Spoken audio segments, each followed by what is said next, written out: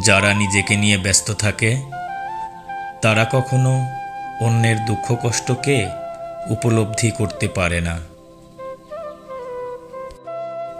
জীবনকে এক পেয়ালা চায়ের সাথে তুলনা করা যেতে পারে।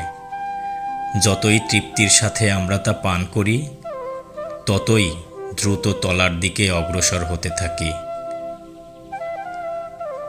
যাকে শ্রদ্ধা করা যায় না, তাকে হৃদয় দিয়ে ভালোবাসাও যায় না।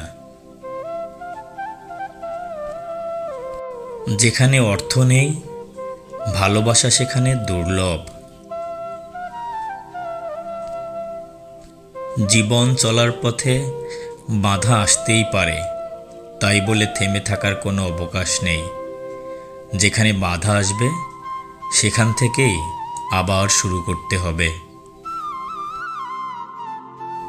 তুমি যদি কোনো লোককে জানতে চাও, তাহলে তাকে প্রথমে ভালোবাসতে শেখো।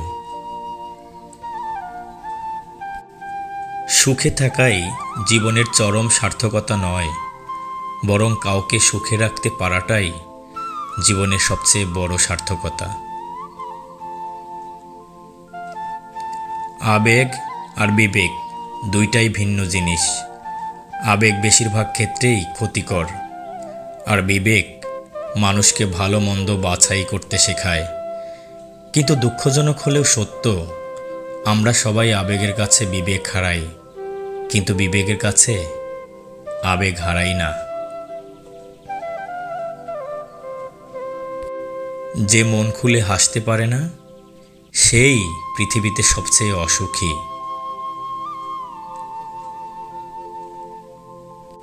মৃত্যুর যন্ত্রণার চেয়ে বিরহের যন্ত্রণা যে কত কঠিন, কত ভয়ানক, তা একমাত্র ভুক্তভোগীই অনুভব করতে পারে।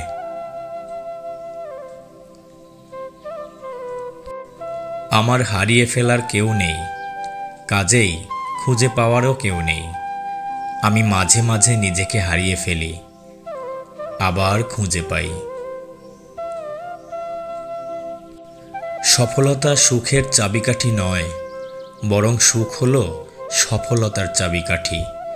আপনার কাজকে যদি আপনি মনে প্রাণে ভালোবাসতে পারেন, অর্থাৎ যদি আপনি নিজের কাজ নিয়ে সুখী হন, তবে আপনি অবশ্যই সফল হবেন।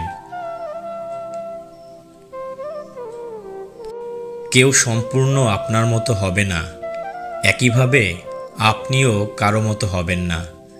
দুজনের মধ্যে কিছুটা পার্থক্য থাকবেই, আর এই পার্থক্যটুকুই হলো ধৈর্য।